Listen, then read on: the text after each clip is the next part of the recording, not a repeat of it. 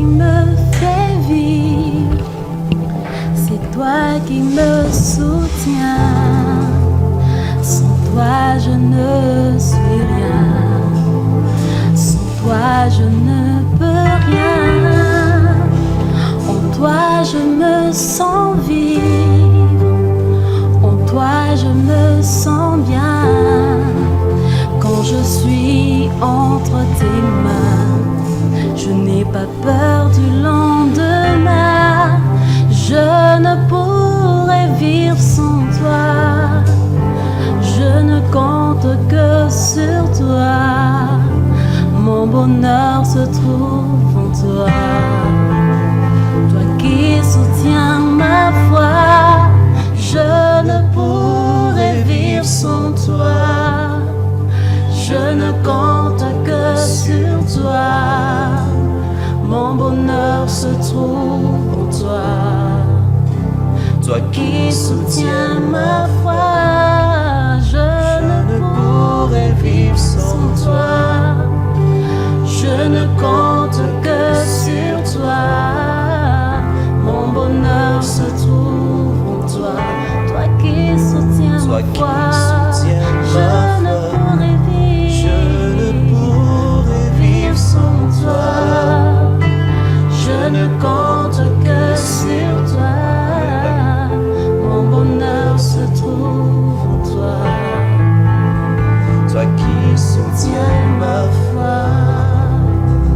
Mon meilleur ami, Jésus, mon meilleur ami, tu es mon meilleur ami. Oh Yahweh, mon meilleur ami, Jésus, mon meilleur ami, Jésus, mon meilleur ami.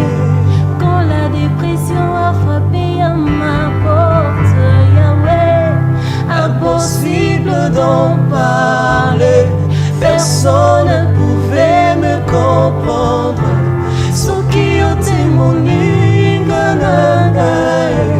quand la maladie a frappé à ma porte, Yahweh, impossible d'en parler, personne ne pouvait me comprendre. Sauf qui ôtait mon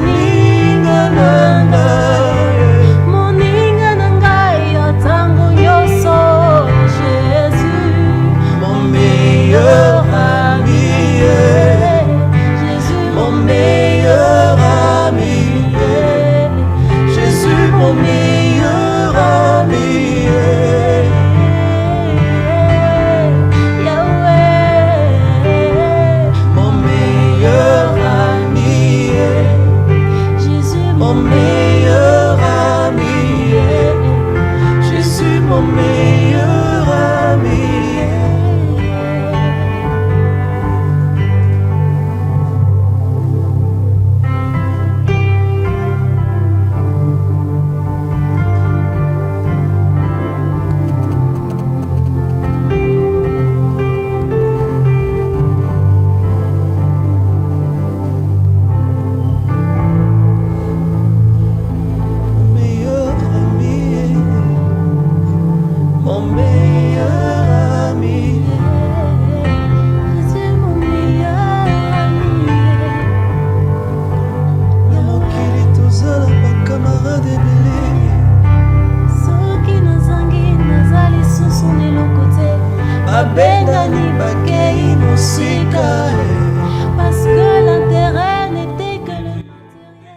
Nom merveilleux de notre Seigneur et Sauveur Jésus-Christ.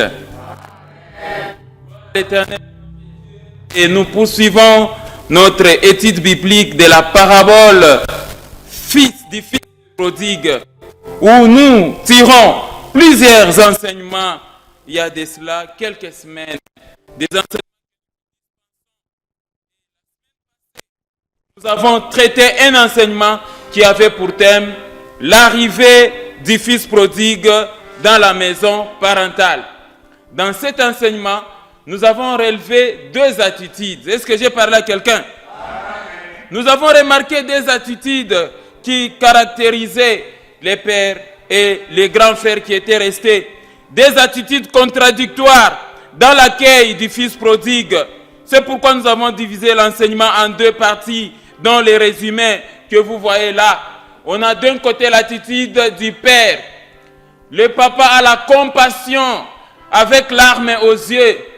L'importance accordée à la vie humaine qu'au bien matériel perdu par les fils prodigues. Le papa a l'attitude du pardon inconditionnel. Le papa a organisé une réjouissance. Et du côté du grand frère qui était resté avec le papa, c'est l'attitude de jalousie, l'attitude de la haine et aussi l'importance accordée au bien matériel et non à la vie humaine. Est-ce que j'ai parlé à quelqu'un? Voilà ce qui a constitué l'objet de l'enseignement de la fois passée. Et aujourd'hui, mon frère, ma sœur, j'ai choisi que nous puissions traiter un enseignement qui a pour thème les changements d'identité, les changements de l'identité du fils prodigue. Le changement de l'identité du fils prodigue, c'est le thème que nous allons développer avec vous cet après-midi. Est-ce que j'ai parlé à quelqu'un? En effet, mon frère, ma sœur, vous devez savoir d'abord ce qu'est l'identité. Et l'identité a plusieurs définitions selon les domaines. L'économie a sa définition, le droit a sa définition, la politique a sa définition. Mais par rapport à l'enseignement, nous retenons la définition sociologique du mot identité. Vous devez d'abord comprendre ce qu'est identité. Donc du point de vue sociologique, quand on parle de mot identité, identité désigne l'ensemble des caractères attribués à une personne et qui influence son comportement dans la société et qui influence son comportement, ses relations sociales avec les autres, ses relations sociales dans la famille, ses relations sociales avec des prochains. Voilà ce qu'on entend par l'identité. Et dans mes enseignements précédents, nous avons eu à montrer deux éléments qui nous permettent d'identifier qui est un fils prodigue et qui ne l'est pas. Et le premier élément, c'est le mode de vie. Le deuxième élément, c'est les caractéristiques. Amen, amen. On peut identifier le fils prodigue par le mode de vie et par les caractéristiques. Voilà l'identité du fils prodigue. Par rapport au mode de vie, le fils prodigue aime la vie des débauches et des ambiances. Le fils prodigue aime le gaspillage dans les dépenses excessives, inutiles et non planifiées. Le fils prodigue aime la vie polygame. Le fils prodigue aime la vie en compétition. Amen, amen. Voilà l'identité du fils prodigue du point de vue mode de vie et du point de vue caractéristique. Les fils prodigues, par rapport à leur identité, c'est la réclamation de l'héritage pendant que leur papa est vivant, pendant que leur papa est en vie. C'est l'amour des avoirs des parents, plus que les parents eux-mêmes. Ils sont rebelles à l'endroit de leurs parents. Les fils prodigues, ils dépensent follement l'argent et ils sont dans le gaspillage, dans la débauche et dans la prostitution. Les fils prodigues sont en général des orgueilleux. Voilà l'identité des fils prodigues. Est-ce que j'ai parlé à quelqu'un? Maintenant, imaginez-vous, ici, nous voulons voir comment un fils prodigue peut changer son identité. Il quitte l'identité du fils prodigue pour être un fils de Dieu, un fils du Père dans la maison. Est-ce que j'ai parlé à quelqu'un? Voilà pourquoi nous voyons aujourd'hui le changement d'identité du fils prodigue. Quelqu'un comprend ça? Dans cet enseignement, mon frère, ma sœur, il sera question d'évoquer, d'une part, la responsabilité du fils prodigue lui-même dans le changement de son identité et d'autre part, la responsabilité du Père. Donc, notre enseignement est divisé en deux parties. Donc, pour que le fils prodigue change son identité, il y a d'abord sa propre responsabilité, il y a aussi la responsabilité du Père. Est-ce que j'ai parlé à quelqu'un? Alors, commençons avec notre première partie, la responsabilité du fils prodigue dans le changement de son identité. La responsabilité du fils prodigue dans le changement de son identité. Amen, amen. Le changement de l'identité du fils prodigue a été un processus, bien sûr. Mais c'est un processus qui a commencé d'abord par le fils prodigue lui-même. Si toi tu es fils prodigue, sache que pour que Dieu puisse changer ton identité et que tu sois l'enfant de Dieu, tout doit partir d'abord avec toi-même. Quelqu'un comprend ça? Amen. Alors par rapport à la responsabilité du fils prodigue, ça s'est déroulé en deux étapes. Premièrement, c'est la prise de conscience du fils prodigue lui-même et ensuite la repentance. Par rapport à ces deux-là, la responsabilité du fils prodigue s'est arrêtée. Est-ce que j'ai parlé à quelqu'un? Allons à la première étape. La première étape, c'est toi qui veux que Dieu puisse changer ton identité, que tu puisses faire les premiers pas. Amen, amen. Voilà pourquoi la première étape, c'est la prise de conscience. C'est la responsabilité, la toute première responsabilité du fils prodigue dans le changement de son identité. C'est prendre conscience. Amen, amen. Et cela a déjà fait l'objet de tout un enseignement. Lisons Luc chapitre 15. Nous lisons les versets 17 au verset 19. Étant rentré à lui-même, il s'est dit, combien de mercenaires, étant rentré à lui-même, cette réunion l'a tenue par le fils prodigue lui-même, avec sa propre conscience. Étant rentré à lui-même, il s'est dit, combien de mercenaires chez mon père ont du pain en abondance, et moi ici je meurs de faim. Ça c'est la prise de conscience. Verset 18, je me lèverai, j'irai vers mon père et je lui dirai, mon père, j'ai péché contre le ciel et contre toi. Ça c'est l'action du fils prodigue. Regardez le verset 19, je ne suis plus digne d'être appelé ton fils, traite-moi comme un de tes mercenaires. Amen, amen. Donc après avoir subi les conséquences de son orgueil, les conséquences de son identité du fils prodigue, le jeune homme, en rentrant à lui-même, il prend la conscience de son état malheureux et il se décide de regagner la maison parentale. Est-ce que j'ai parlé à quelqu'un?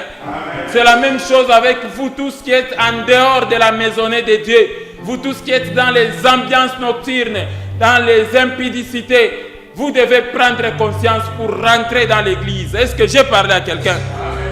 La prise de conscience, c'est le changement de la mentalité. Et donc le point de départ, c'est le fils prodigue lui-même.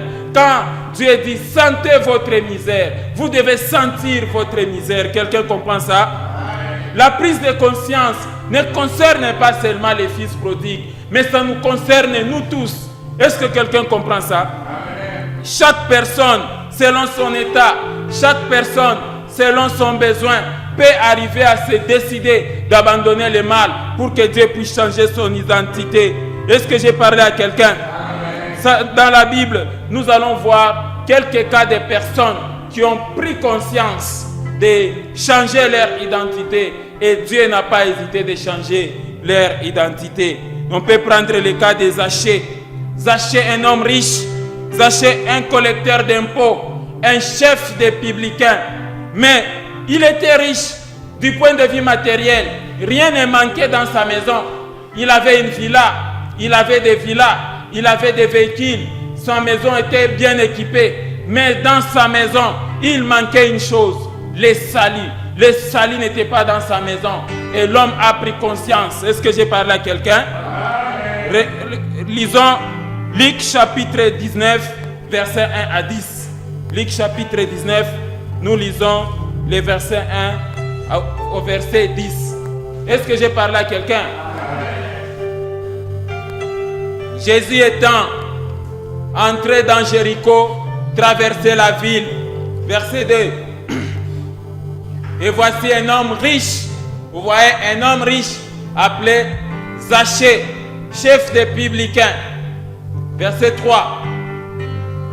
Cherchait à voir qui était Jésus, mais il ne pouvait y parvenir à cause de la foule, car il était de petite taille.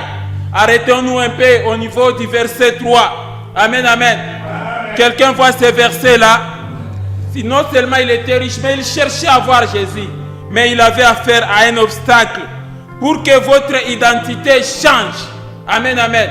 Pour que votre identité change, il y a des choses que vous devez poser. Il y a des obstacles à vaincre. Il y a des épreuves à surmonter. Est-ce que j'ai parlé à quelqu'un? Mais pour Zachée, comme vous voyez ici, le premier obstacle, c'est la foule. Le deuxième obstacle, c'est sa taille. Amen, amen. Et le troisième obstacle, c'est la honte parce qu'il ne pouvait pas monter dans l'arbre en tant que riche. Continuons la lecture. Est-ce que j'ai parlé à quelqu'un? Donc pour que l'identité change, il y a toujours des choses à renoncer. Il y a toujours des choses à sacrifier et à vaincre. Regardez le verset 4. Il courut avant et monta sur un sycomore pour le voir parce qu'il devait passer par là. Quel courage! Zachée, en Israël, monter dans un sycomore, c'était la honte. Il a bravé la honte. Verset 5. Lorsque Jésus fut arrivé à cet endroit, il leva les yeux et lui dit: Zachée, hâte-toi de descendre, car il faut que je demeure aujourd'hui dans ta maison. Verset 6. Zachée s'est hâta de descendre et le récit avec joie. Verset 7. Mais Zachée s'éteignant, voyant cela, tous murmuraient et disaient: il est allé loger chez un homme pécheur. Pourquoi les gens ont murmuré que Jésus est allé chez un homme pécheur? Parce que Zachée c'était un collecteur des impôts et il collectait pour le compte des Romains. Et tous les publicains étaient considérés comme des gens de mauvaise vie. Pourquoi? Parce qu'ils collectaient des impôts chez les Juifs et l'argent partait chez les Romains. Voilà pourquoi le peuple a murmuré que Jésus est allé voir les gens de mauvaise vie. Regardez le verset 8. Mais Zachée, se tenant devant le Seigneur, il lui dit: voici Seigneur, je donne aux pauvres la moitié de mes biens. Là, il y a quelque chose à sacrifier. Est-ce que j'ai parlé à quelqu'un?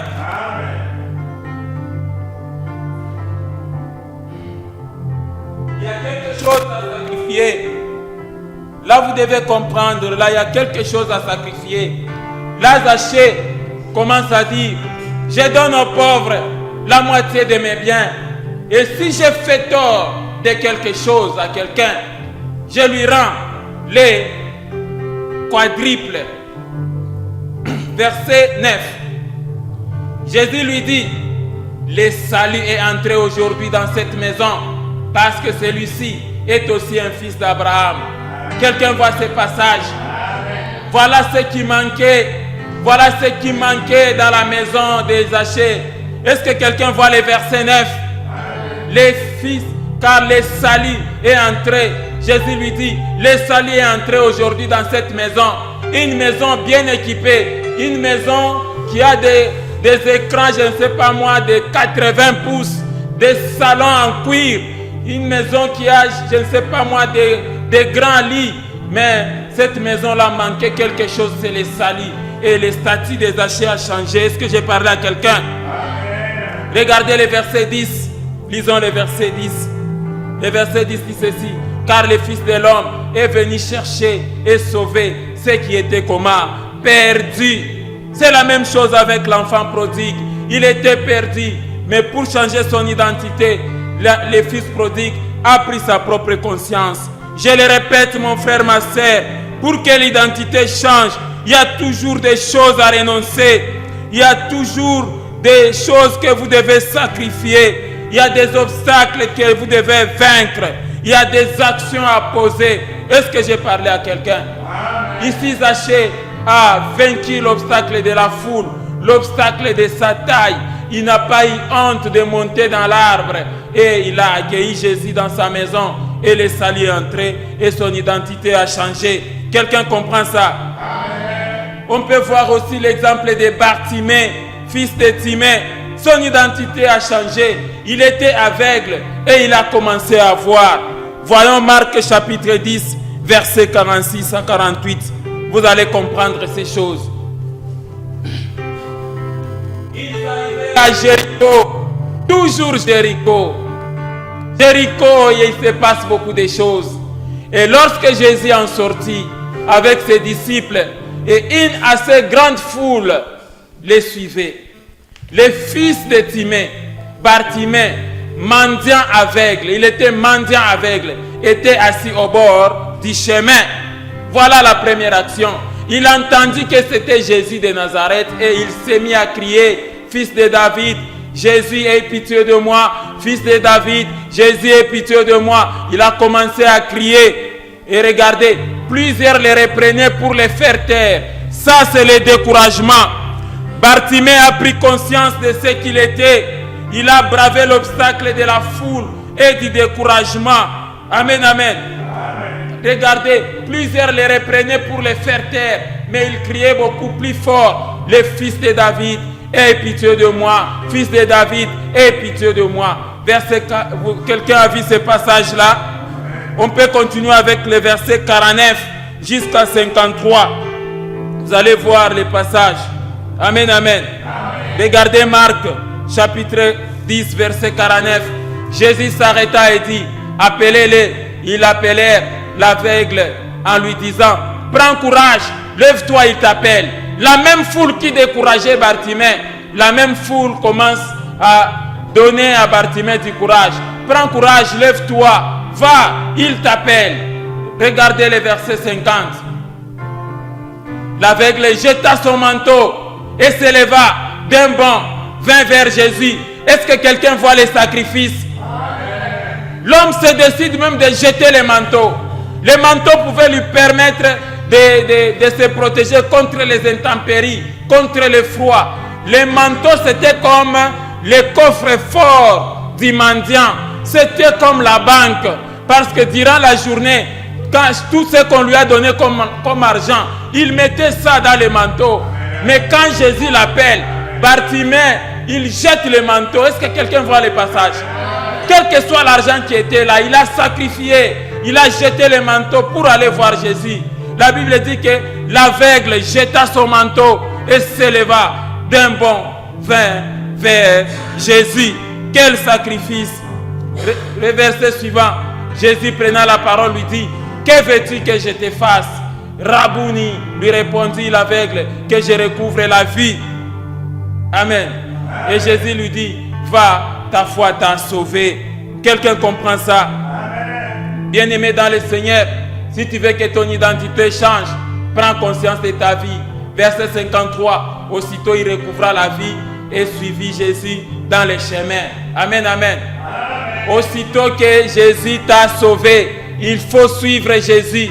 Il ne faut pas rentrer encore dans tes bêtises. Aussitôt que Jésus change ton identité, il faut que tu changes aussi de comportement.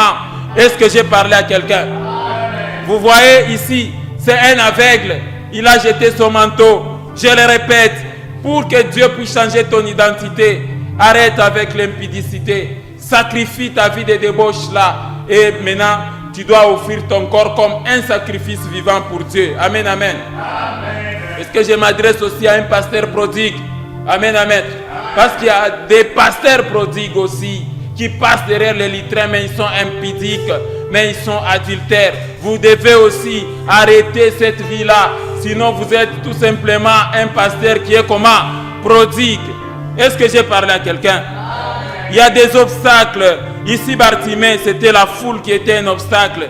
Mais il a bravé l'obstacle de la foule et du découragement. Et il a jeté son manteau. Amen, amen. Nous pouvons prendre aussi l'exemple de la femme cananéenne. La femme cananéenne, les Cananéens étaient considérés comme des chiens.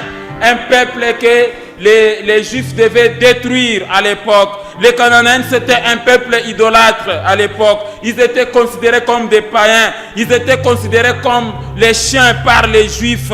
Mais à cause de la guérison de sa fille, la femme cananéenne s'est humiliée et elle s'est approchée vers Jésus. Voyons Matthieu chapitre 15, verset 22 à 28.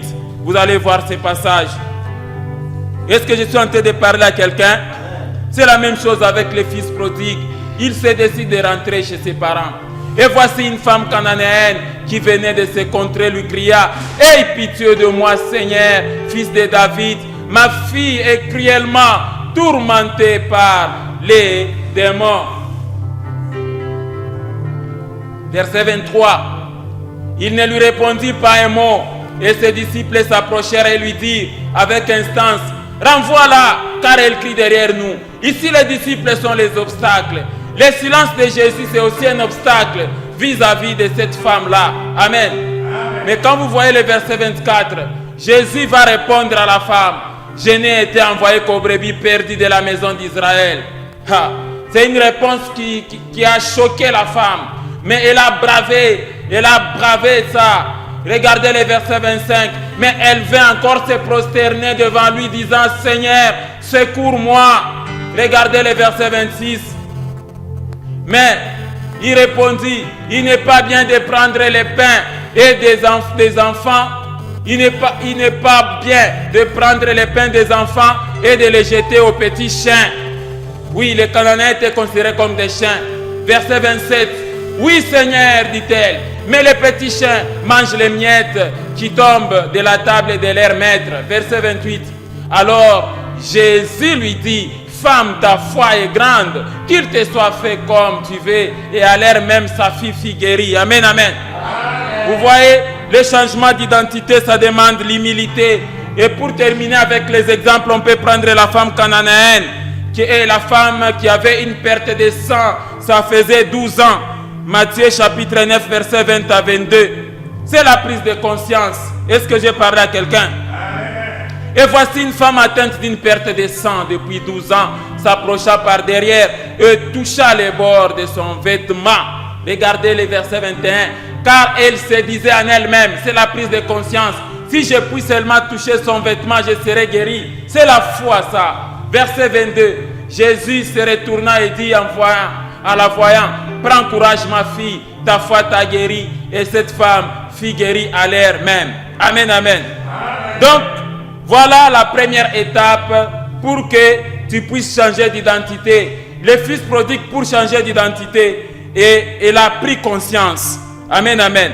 La prise de conscience, c'est la première étape pour qu'un fils prodigue change d'identité. La deuxième étape pour que le fils prodigue change d'identité, c'est tout simplement la repentance. Amen, amen. La repentance. Lisons Luc chapitre 15, versets 20 à 21. Luc chapitre 15 plutôt, les versets 20 à 21. Et il, c'est-à-dire le fils prodigue, s'éleva et alla vers son père. Comme il était encore loin, son père le vit et fut ému de compassion. Il courut se jeter à son cou et les baisa. Verset 21. Le fils lui dit, mon père, j'ai péché contre le ciel et contre toi. Je ne suis pas digne d'être appelé ton fils. Amen, amen. Le fils prodigue a reconnu son état de péché, son état d'égarement, la corruption. Il a vaincu la semence de l'orgueil, de culpabilité qu'il avait dans son cœur vis-à-vis de sa famille. Il a reconnu ses fautes et il a demandé pardon. Amen, amen. Là, il y avait un double péché. J'ai péché contre le ciel et j'ai péché contre toi. Amen, amen. C'est là que s'arrête la responsabilité du fils prodigue. Même toi là, par rapport à Dieu, Dieu t'attend à bras ouverts, mais il te demande des étapes. Premièrement, prends conscience de ta mauvaise conduite. Prends conscience de toutes tes mauvaises actions que tu poses là dans le secret. L'impudicité, la débauche, l'adultère. Vous devez arrêter toutes ces choses. Les mensonges, tout, l'escroquerie, la sorcellerie. Vous devez abandonner toutes ces choses. L'occultisme, vous devez abandonner toutes ces choses. Prends conscience. C'est ça la première étape. Tu prends conscience. Et en deuxième position, c'est la repentance, métanoïa, c'est-à-dire le changement de ta mentalité, le changement de ton comportement. Tu te décides d'arrêter de faire le mal.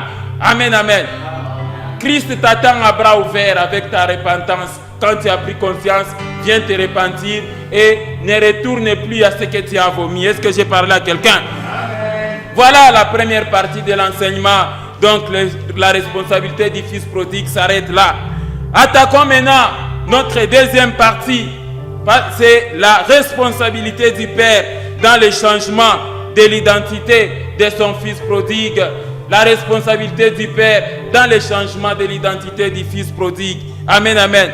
La responsabilité du Père dans le changement de l'identité du Fils prodigue s'est déroulée en 5 étapes. C'était un processus qui a pris 5 étapes. Amen, amen. La première étape, c'est l'acceptation du pardon sans condition. Est-ce que j'ai parlé à quelqu'un? Ça, c'est la première étape dans le changement de l'identité du Fils prodigue. Le Fils prodigue a déjà fait sa part. Maintenant, c'est la part du Père. Le Père qui accepte l'acceptation du pardon sans condition.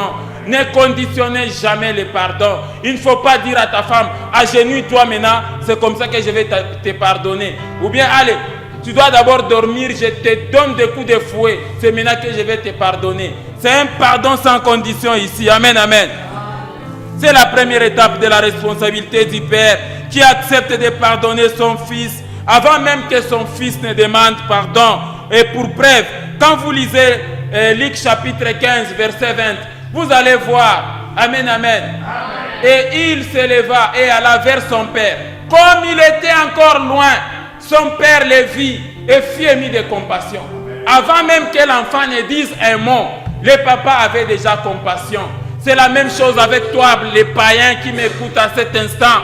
C'est la même chose avec toi, les sorciers qui m'écoutent à cet instant. Toi, l'escroc, toi, l'impudique. C'est la même chose. Dieu a compassion de toi. De loin, l'Éternel sur son trône, il te regarde. Il a compassion de toi. Et il a accouru vers toi en envoyant Jésus-Christ. C'est à toi tout simplement de revenir. Est-ce que j'ai parlé à quelqu'un? Amen, amen. Est-ce que quelqu'un a vu Luc chapitre 15, verset 20? Regardez Luc chapitre 15, verset 20. Et il s'éleva et alla vers son père. Et comme il était encore loin, son père le vit et fit ému de compassion. Il courut se jeter à son cou et le baisa. Amen. C'était le geste posé par son père avant même que le fils ne demande pardon. Amen, amen. Et la fois passée, je vous ai dit que le fils dégageait l'odeur de cochon parce qu'il travaillait dans la porcherie. Le fils est venu me bredouille. Il est rentré sans argent, sans aucun bien. Mais papa voit le fils de loin. Papa a vu la valeur de l'enfant plutôt que la valeur des biens. J'avais déjà insisté sur ces choses. Est-ce que quelqu'un a compris la première étape? La deuxième étape dans la responsabilité du papa, c'est le revêtement de la meilleure robe. Amen, amen. Pas n'importe quelle robe. Du moment où le papa accepte le pardon du fils, la deuxième étape de la responsabilité du père dans le changement de l'identité du fils prodigue, c'est le revêtement de la meilleure robe. Pas n'importe quelle robe, mais la meilleure robe. Luc chapitre 15, lisons le verset 21. Luc chapitre 15, regardez le verset 21. Le fils lui dit, mon père, j'ai péché contre le ciel et contre toi. Je ne suis plus digne d'être appelé ton fils. Regardez le verset 22. Mais le père dit à ses serviteurs, apportez vite la plus belle robe et la revêtez. Apportez vite la plus belle robe et la revêtez. Amen, amen. Mettez-lui un anneau au doigt et ses souliers aux pieds. Mais arrêtons-nous à la deuxième étape, le revêtement de la nouvelle robe. Qu'est-ce que cela signifie? Amen, amen. Le revêtement de la nouvelle robe, de la plus belle robe, ça signifie 4 choses. Amen, amen. Premièrement, apportez vite la plus belle robe et la revêtez. Ça signifie que le père rejette la déclaration du fils prodigue qui dit que non, moi, je ne suis plus digne d'être appelé ton fils. Il a rejeté ça.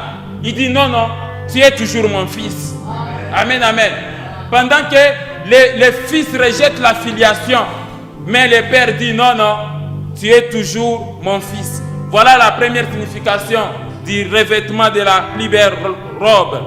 Deuxième signification du revêtement de la meilleure robe, ça signifie que le père rejette la demande de son fils qui dit que non, papa, traite-moi comme un mercenaire, traite-moi comme un de tes esclaves, embauche-moi comme un travailleur.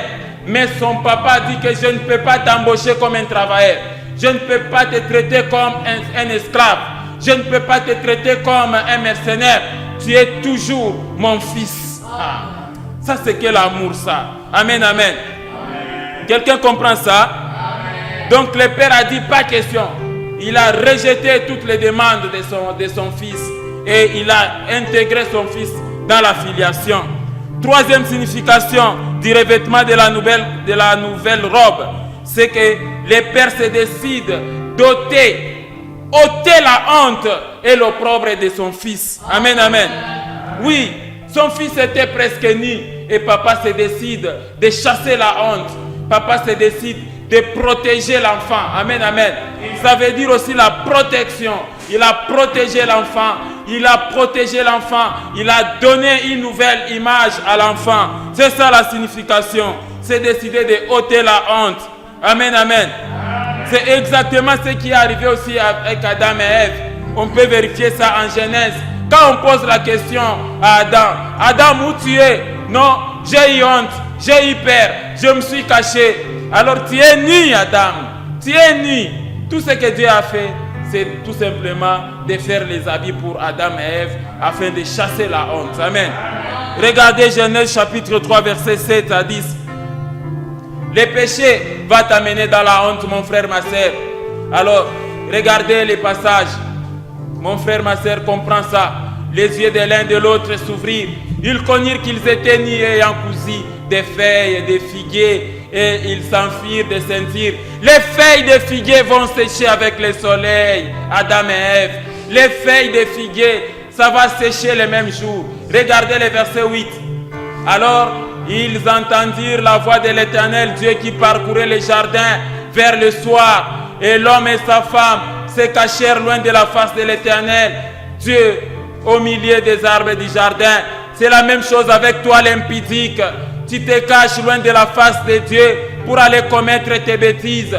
L'Éternel te cherche par la voix qui te parle, par la voix de ton pasteur Paul Jaïris qui te parle à cet instant.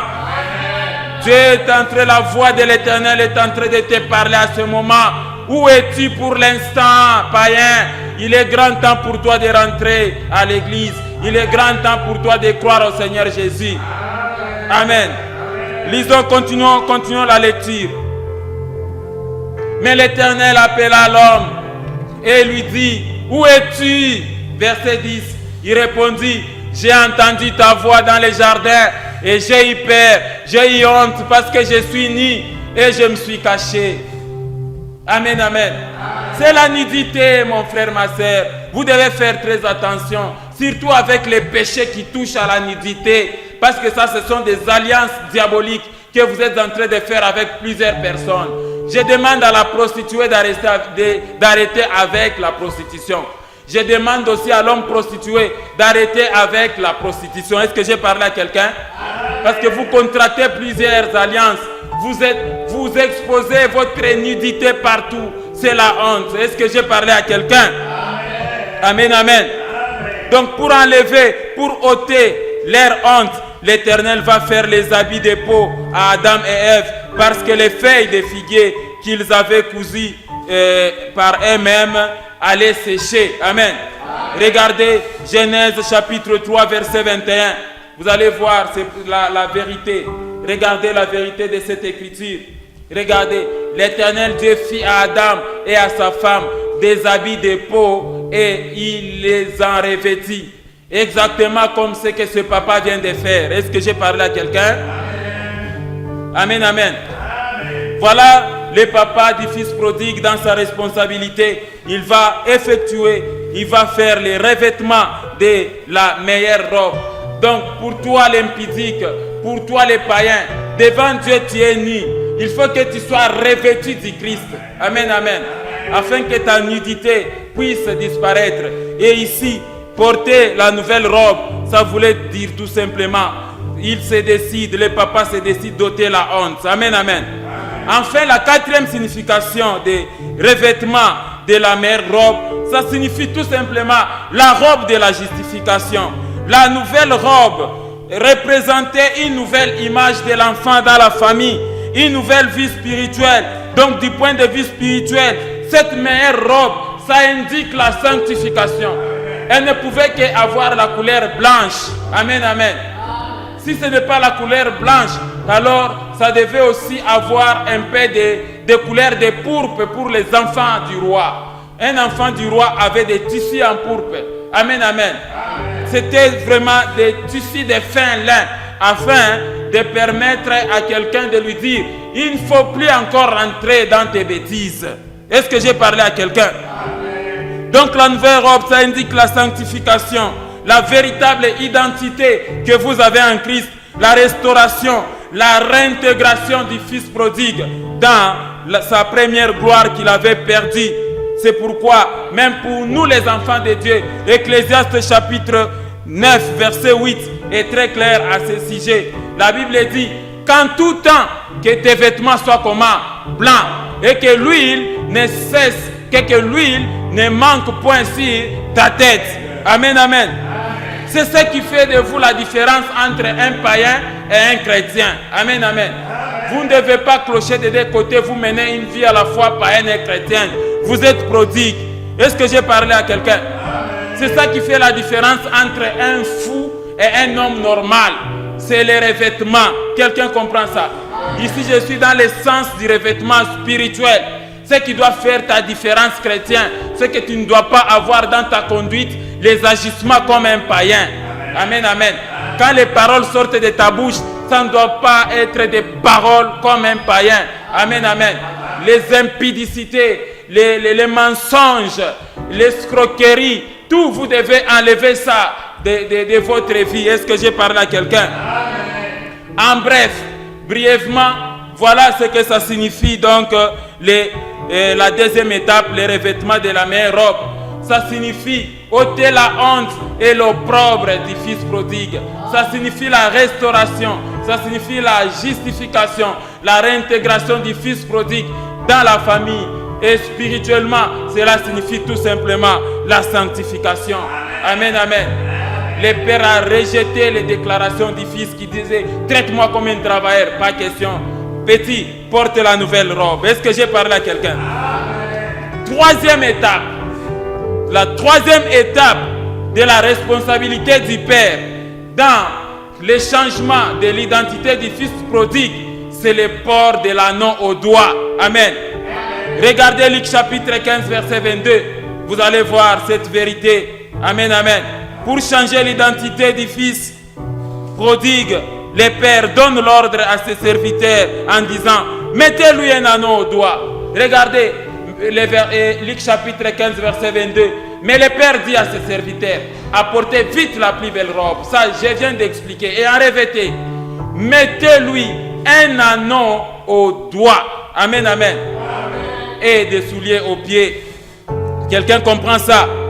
Le Père dit mettez-lui un anneau au doigt. Exactement comme dans une cérémonie de mariage, dans une cérémonie de bénédiction nuptiale, où les fiancés se font porter les anneaux et directement leur statut, leur identité de célibataire change en marié. Quelqu'un comprend ça? Alors voilà ce que vous devez comprendre, mon frère, ma soeur.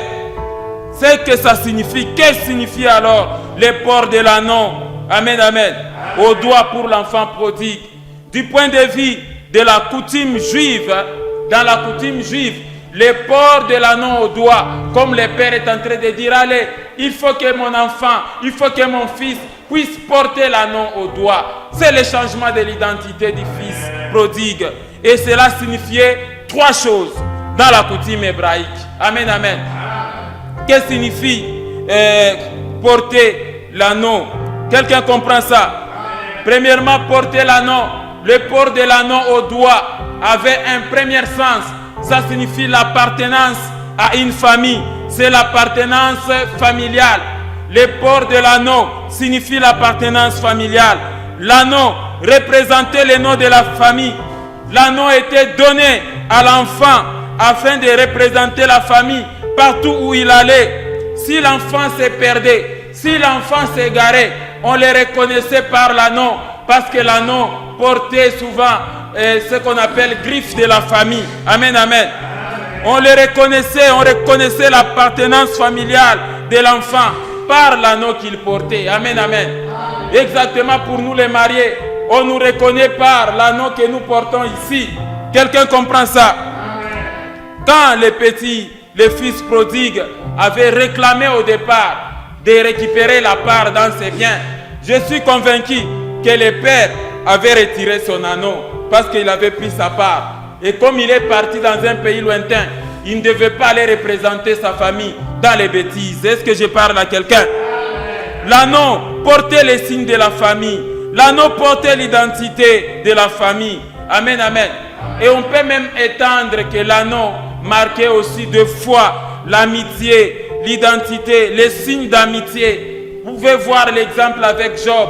Quand Job a été restauré, quand Job a été restauré par Dieu, quand Job va dire, mes yeux t'ont vu, mes oreilles avaient entendu parler de toi, mais mes yeux t'ont vu. Quand Job est restauré, tout ce que ses amis et sa famille ont fait, c'est de donner l'anneau à Job. Lisons Job chapitre 42, nous lisons le verset 11, au nom de Jésus-Christ. Les frères, vous voyez ça? Les frères, les sœurs et les anciens amis de Job vinrent tous les visiter et ils mangèrent avec lui dans sa maison. Ils les plaignirent et les consolèrent de tous les malheurs que l'Éternel avait fait venir sur lui. Et chacun lui donna un kessita et quoi? Et un anneau d'or. Amen, amen. Est-ce que quelqu'un voit ces passages? Quand nous voyons ces passages-là, quand nous voyons ces passages de Job, chapitre 42, le verset 11, vous voyez que le terme kessita, ça n'a pas été traduit. Amen. On peut voir ces passages-là. Vous voyez vers la fin, on parle de kessita, que chacun lui donna un kessita. Le kessita, c'est le mot hébreu qui signifie un agneau. Amen, amen.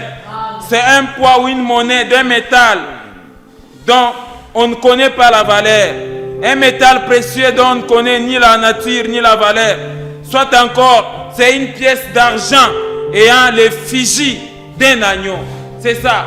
Tout le monde a donné un kessita. Ça, c'est l'abondance. Pendant que Job a le double de ce qu'il avait, voilà encore les amis, les frères, les sœurs viennent encore donner. Amen, amen. Quelqu'un comprend ça? Mais ça, là, on peut aussi voir la méchanceté de certaines personnes. Hein? Comment expliquer que quand Job était malade, vous n'êtes pas venu avec vos kessitas là? Quelqu'un est malade sur son lit de l'hôpital. Vous ne contribuez en rien. Mais seulement quand vient le deuil, là, maintenant, c'est l'argent maintenant qui sort. Amen, amen. Amen. Mais ici, il ne s'agit pas de deuil, mais c'est Job qui est restauré dans son état.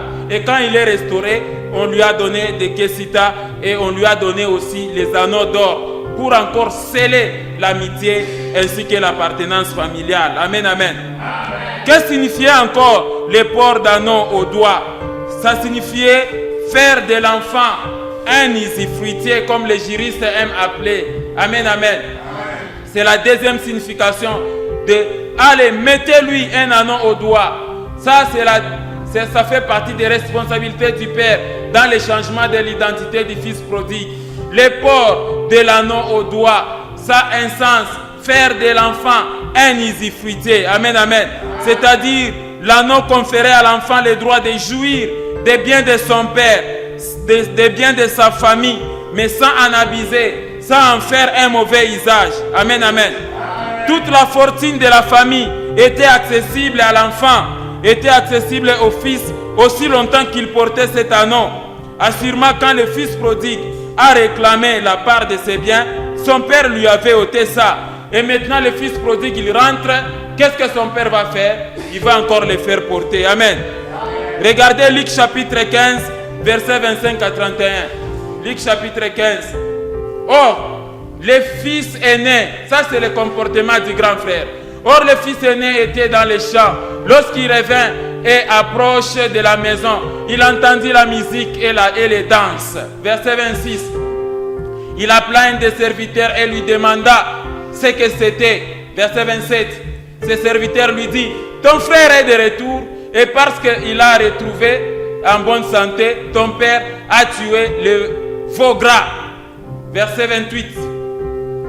Il s'est mis en colère et ne voulut pas entrer dans et ne voulut pas entrer. Son père sortit et le pria d'entrer. Verset 29. Mais il répondit à son père, voici, il y a tant d'années que je te sers, sans avoir jamais transgressé tes ordres, et jamais tu ne m'as donné un chevreau pour que je me réjouisse avec mes amis. Mais tu as l'anneau au doigt, grand frère. Pourquoi tu regrettes comme ça? Et regardez le verset 30. Et quand ton fils est arrivé, celui qui a mangé ton bien avec des prostituées, c'est pour lui que tu as tué les veaux gras. Verset 31. Voilà ici, mon enfant, lui dit le père, tu es toujours avec moi et tout ce que j'ai est à toi. C'est-à-dire le grand frère, il portait l'anneau, mais s'il ne jouissait pas, c'est son affaire. Amen. Quand le grand frère est fâché, son père lui dit au verset 31 que tout ce que j'ai ici est à toi, tu as l'anneau.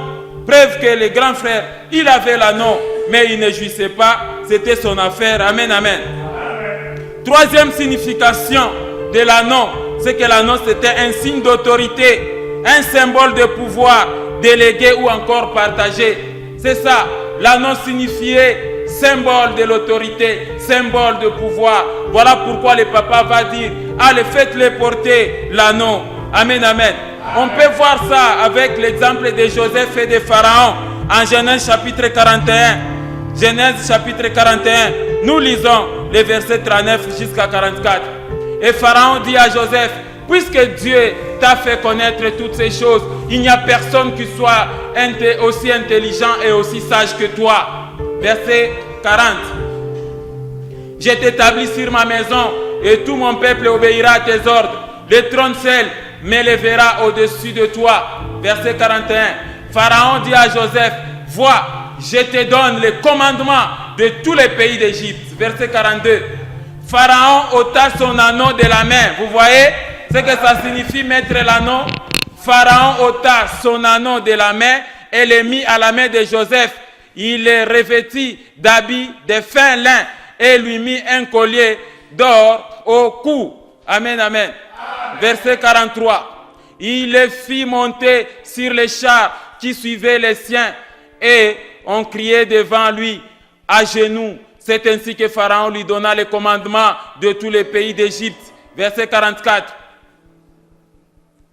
Et il dit encore à Joseph, je suis Pharaon et sans toi personne ne lèvera la main ni les pieds dans tous les pays d'Égypte. Amen, amen. C'est ça, voilà la signification de porter l'anneau. Ça signifie léguer le pouvoir. Amen, amen. On va voir un autre exemple de Aman. Aman qui jouissait de la confiance du roi Assyrus va initier un édit pour exterminer tous les juifs et pour jouir de plein pouvoir. Le roi Assyrus va ôter son anneau et le faire porter ça à Aman. On peut voir ça en Esther chapitre 3 verset 10. Vous allez voir cet exemple. Le roi ôta son anneau de la main et le remit à Aman, fils d'Amedata d'Agagite, ennemi des Juifs. Amen, amen. Mais comme vous le constatez, les Juifs ont gêné, Esther a gêné et la situation a changé. Amen. Le pouvoir a été transformé. Maintenant, cette fois-ci, les Juifs ont pris le pouvoir, cette fois-ci avec Mardoché. Si vous lisez Esther chapitre 8, verset 2, regardez. Amen, amen. Après intervention d'Esther, pour sauver les Juifs, le même roi va ôter l'anneau à Aman pour le donner cette fois-ci à Mardoché. Regardez, le roi ôta son anneau qu'il avait repris à Aman et le donna à Mardoché. Esther de son côté établit Mardoché sur la maison d'Aman. Amen, amen. Voilà pourquoi vous devez comprendre toutes ces choses. Voilà pourquoi le Père a donné au Fils prodigue l'anneau. C'est pour lui remettre le pouvoir et l'autorité en tant qu'enfant de la maison. Amen, amen. Quatrième signification de l'alliance. Amen, amen. La quatrième signification de l'anneau. L'anneau, c'est un symbole d'alliance. Le port de l'anneau signifie symbole d'alliance. Ça peut être l'alliance des fiançailles, alliance de mariage ou encore alliance de fidélité. Vous pouvez documenter ça en Genèse 24, 22 à 30, Jérémie 33, verset 20, Genèse chapitre 9, verset 10 à 11. Amen, amen. En bref, le port de l'anneau, voilà ce que ça signifie. Brièvement, les ports de l'anneau au doigt signifiait le signe d'appartenance à une famille. Faire de l'enfant un usufruitier, les symboles d'autorité, du pouvoir délégué ou partagé, ou encore les symboles d'alliance, de fiançailles, de mariage, ou encore de fidélité. Amen, amen. Quatrième étape du papa, c'était le port des souliers. Amen, amen. Le port des souliers aux pieds à l'enfant prodigue. Amen, amen. On lui a enlevé les souliers honteux. Le petit était presque nu. On lui demande d'enlever les souliers des cochons, les souliers des odeurs nauséabondes. Amen, amen. Et du point de vue spirituel, les souliers symbolisent la foi, la puissance et la protection divine. Voilà pourquoi Jésus dit, je vous ai donné le pouvoir de marcher sur les serpents et sur les scorpions et sur toute puissance de l'ennemi. Mais à une seule condition, que tu puisses te revêtir de l'armure, ce que Paul dit. Mettez pour chaussures à vos pieds les ailes que donne l'évangile de paix. Amen. Psaume dit que tu marcheras sur les lions et la spique, tu fouleras les lionceaux et les dragons. C'est en Psaume 91, versets 13 et 14. Amen. Dans le Nouveau Testament, les chaussures représentent les ailes que donne l'évangile de paix. Amen, amen. Enfin, la dernière étape dans le changement de l'identité du fils prodigue, c'est la réjouissance avec les veaux gras. Amen. La réjouissance en tuant les veaux gras. Le Père a tué les veaux gras. Tuer les veaux gras signifie fêter joyeusement le retour de quelqu'un. Faire un grand repas à l'honneur de quelqu'un. Est-ce que j'ai parlé à quelqu'un? Donc, en bref, s'il faut comprendre toutes ces choses, bien aimés dans le Seigneur, c'est que voilà les 5 étapes des changements de l'identité. Luc chapitre 15, verset 23. Luc chapitre 15, verset 23. Voilà la 5e étape. Amenez les veaux gras et tuez-les. Mangeons et réjouissons-nous. Amen, amen. Les veaux gras étaient destinés seulement aux visiteurs de qualité. Quand la famille royale vient, c'est comme ça qu'on préparait, on tuait les veaux gras. Et les papas considéraient l'enfant comme un enfant de qualité. Est-ce que j'ai parlé à quelqu'un? Alors, si nous relisons très très rapidement l'identité, il est là au niveau de Luc. L'on dit, mettez l'anneau au doigt, faites-lui porter des chaussures, revêtez-les. C'est quel verset encore? Amen, amen. C'était Luc chapitre 15, le verset 22. Lisons rapidement Luc chapitre 15, le verset 22, avant que je ne vous donne les recommandations. Amen, amen. Est-ce que j'ai parlé à quelqu'un? Mais le Père dit à ses serviteurs, apportez vite la plus belle robe, la revêtez, mettez-lui un anneau au doigt et des chaussures aux pieds. Est-ce que j'ai parlé à quelqu'un? Quelles sont les recommandations du Seigneur, mon frère? Changez d'identité du fils prodigue et devenez enfant de Dieu qui est prêt à vous accueillir, à vous pardonner et à changer votre identité. 2 Corinthiens 5, 17 dit ceci. Si quelqu'un est en Christ, il est une nouvelle créature. Les choses anciennes sont passées et voici toutes choses sont devenues nouvelles. Deuxième recommandation, quel que soit votre statut, quelles que soient vos fortunes, quel que soit vos avoirs, en argent, en biens, en maison, en véhicule, cherchez l'Éternel et convertissez-vous. Cherchez Christ. Apocalypse chapitre 3, verset 17 à 18. Parce que tu dis, je suis riche, je me suis enrichi et je n'ai besoin de rien. Et parce que tu ne sais pas que tu es malheureux, misérable, pauvre, aveugle et nu. Voilà ce que la Bible te considère. Je te conseille d'acheter de moi de l'or éprouvé, c'est-à-dire la parole de Dieu par les faits, afin que tu deviennes riche, et des vêtements blancs, afin que tu sois vêtu, et que la honte de ta nudité ne paraisse pas, et un collier pour oindre tes yeux, afin que tu voies. Enfin, la dernière recommandation, repentez-vous et revenez à Christ. Ésaïe chapitre 1, verset 18 à 20. Venez, plaidons, dit l'Éternel. Si vos péchés sont comme les cramoisis, ils deviendront blancs comme la neige. S'ils sont rouges comme la pourpre, ils deviendront comme la laine.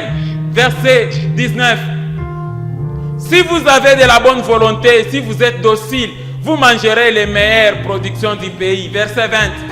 Mais si vous résistez et si vous êtes rebelle, vous serez dévorés par les glaives, car La bouche de l'Éternel aujourd'hui a fait quoi? A parlé.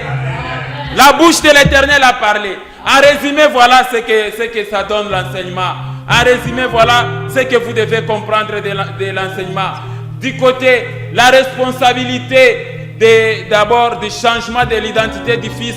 Du côté du Fils lui-même, c'est la prise de conscience et la repentance. Et du côté du Papa, l'acceptation du pardon sans condition, le revêtement de la mère robe, le port de l'anneau au doigt, le port des souliers aux pieds, la réjouissance en tuant le veau gras. Est-ce que j'ai parlé à quelqu'un? Que Dieu vous bénisse au nom de notre Seigneur et Sauveur Jésus-Christ. Que Dieu vous bénisse.